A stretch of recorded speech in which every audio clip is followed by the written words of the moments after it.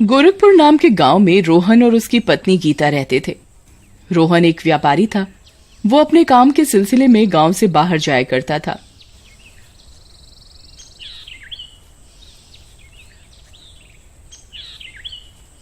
रोहन की बीवी एक गृहिणी थी। वो अपने घर का काम किया करती और अपने खाली समय में सुंदर सुंदर पेंटिंग्स बनाया करती और उसे बाजार में बेच दिया करती। गीता की बनाई हुई पेंटिंग्स इतनी सुंदर और मनमोहक होती थी कि उसे लोग उसके मनचाहे दाम पर खरीदा करते। एक दिन गीता अपने घर के बाहर पेड़ के नीचे एक औरत का चित्र बना रही होती है।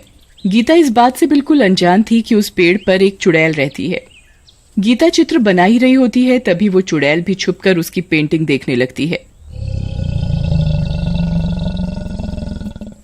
अरे, क्या सुंदर पेंटिंग बनाई है इस औरत ने।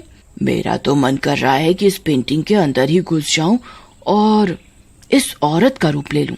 देखते ही देखते चुड़ैल उस पेंटिंग के अंदर घुस जाती है और उस औरत का रूप ले लेती है।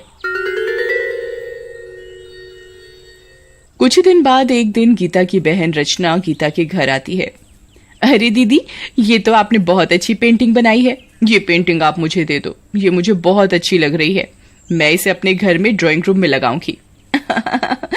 अच्छा, तुझे ये पेंटिंग इतनी सुंदर लगी तो तू इसे ले जा और अपने घर पर लगा लियो।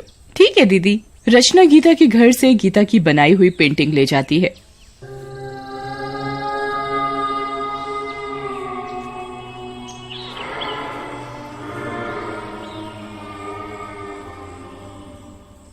रचना इस बात से बिल्कुल अनजान होती है कि उस पेंटिंग में एक चुड़ैल है और वो चुड़ैल उसी के साथ उसके घर आ गई है।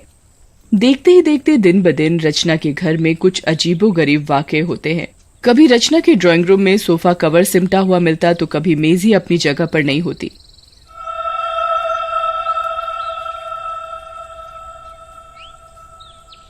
एक दिन रचना परेशान होकर, अरे मुझे समझ नहीं आता ये मेरे घर पर दिन ब दिन अजीब घटनाएं क्यों हो रही हैं।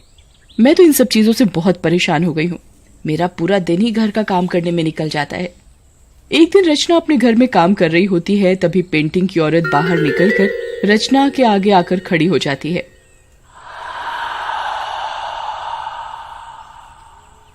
अरे ये क्या हो रहा है? ये पेंटिंग की औरत पेंटिंग से बाहर निकलकर कैसे आ गई? रचना उस औरत को देख अपने पति को बुलाने ही लगती है कि तभी वो चुड़ैल गायब हो जाती है। अरे पेंटिंग वाली औरत पेंटिंग के बाहर निकलकर खड़ी हो गई। कोई देखो ये क्या हो रहा है। रचना की आवाज सुनकर उसका पति उसकी तरफ दौड़ता है। अरे क्या हुआ रचना, तुम इतनी घबराई हुई क्यों हो? सब ठीक तो है ना? रचना पसीने में लथपथ अपने पति को सारी बात बताती है। रचना की बात सुनकर उसका पति उसकी बात पर हंसने लगता है और उसकी बात पर यकीन नहीं करता। अरे क्या रचना, तुम्हें मैं ही मिला था पागल बनाने को। पहली बात तो ये भूत चुड़ैल कुछ नहीं होते, ये सब तो मन का वहम है। अरे नहीं जी, मैं सच बोल रही हूँ। आप मेरी बात पर यकीन करो। क्या मिलेगा मुझे झूठ बोलकर? चलो मुझे दिखा के लाओ, कहाँ है वो पेंटिंग वाली औरत? रचना अपने पति को ड्राइंग रूम की तरफ ले जाती है, पर वहाँ कुछ नहीं होता। बताओ कहाँ है पेंटिंग वाली औरत? पेंटिंग तो दीवार पर अच्छी खासी टंगी हुई है, ये तुम्हारे मन का वहम है। रचना औरत को वहाँ ना देख और ज्यादा घबरा जाती है। अरे इधर ही थी जी वो औरत, मैं आपको झूठ क्यों बोलूंगी? अब मेरी बात का यकीन करो। रचना, मुझे लगता है तुम्हें आराम की जरूरत है, तुम्हें थोड़ी देर सो जाना चाहिए। रचना अपने पति की बात मानकर सोने जाती है, तभी उसे महसूस होता है कि उसके पीछे कोई खड़ा है।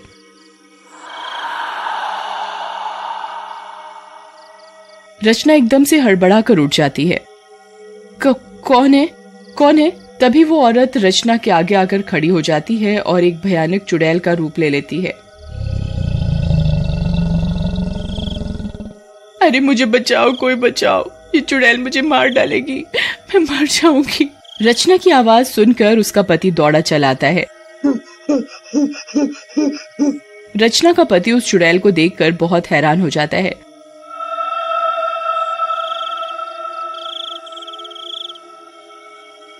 चुड़ैल ने अपने दोनों हाथों से उसकी बीवी रचना का गला जकड़ा होता है। मम्मी। अरे तुम कौन हो? छोड़ो मेरी बीवी को। तुम कौन हो? छोड़ो छोड़ो, क्या करने आई हो तुम मेरे घर? तेरी बीवी का खून पीने आई हूँ मैं। आज मैं तेरी बीवी को मार कर ही दम लूंगी। रचना का पति भागकर अपने पड़ोसियों के पास जाता है। अब कोई नहीं बचेगा भाई। अरे मेरी बीवी को कोई बचा लो। कोई मेरी बीवी को बचा लो। रचना को कोई बचा लो। क्या हुआ रचना को? अरे एक भयानक चुड़ैल ने पकड़ लिया है। उसने उसका गला जकड़ा हुआ है। वो कह रही है कि वो रचना को मार कर ही दब लेगी। रचना के पड़ोसी भागकर रचना के घर में जाते हैं। वो उधर जाकर देखते हैं कि रचना तो बिल्कुल ठीक ठाक हालत में चुपचाप सो रही है। अरे वो चुड़ैल कहाँ गई? इधर ही तो थी वो चुड़ैल। वो मेरी बीवी का गला दबा रही थी। रचना के पड़ोसी वहाँ रचना को ठीक देखकर रचना के पति पर गुस्सा करने लगते हैं। तुम्हें हम ही मिले थे बेफालतू पागल बनाने के लिए। तुम्हें कोई हिसाब भी है कि तुमने कितनी बुरी तरह से हमें डरा दिया था? अरे मैं सच कह रहा हूँ, तुम मेरी बात का यकीन करो। रचना के पड़ोसी उसके पति की एक बात नहीं सुनते और उसे सुनाकर अपने अपने घर चले जाते हैं। देखते ही देखते कुछ देर में रात होने लगती है और रचना भी अपनी नींद से जाग उठती है। रचना और उसका पति दोनों मिलकर खाना खाते हैं और फिर से सोने की तैयारी करने लगते हैं। रचना अपने कमरे की लाइट बंद ही करती है, तभी वो डरावनी चुड़ैल उसके आगे आकर खड़ी हो जाती है और उसका गला बहुत जोर से जकड़ लेती है। अरे मुझे छोड़ो, मेरा गला छोड़ो, मैं मर जाऊंगी। रचना का पति भी अपना पूरा जोर लगाकर अपनी बीवी को चुड़ैल से छुड़ाने की कोशिश करता है। अरे मेरी बीवी को छोड़, छोड़ तू पागल चुड़ैल। यहाँ तू क्या करने आई है? क्या करने आई है? आज मैं तुझे मार कर चैन की सांस लूंगी। चुड़ैल रचना का गला दबाई रही होती है, तभी रचना का पति ड्राइंग रूम में लगी उस पेंटिंग को लेकर आता है और उसके ऊपर मिट्टी का तेल डालकर उसे जला देता है। अरे पागल आदमी, ये क्या कर दिया तूने? चुड़ैल रचना को मार ही रही होती है, तभी रचना का पति उस पेंटिंग पर मिट्टी का तेल डालने से चुड़ैल जलने लगती है। अरे कोई मुझे बचाओ, मुझे नहीं मरना। पर रचना का पति उस चुड़ैल की एक नहीं सुनता और देखते ही देखते वो चुड़ैल भस्म हो जाती है और रचना पहले की तरह बिल्कुल ठीक हो जाती है। रचना का पति रचना को ठीक हालत में देख बहुत खुश होता है और वो दोनों चुड़ैल के मरने के बाद अपनी जिंदगी खुशी खुशी बिताते हैं।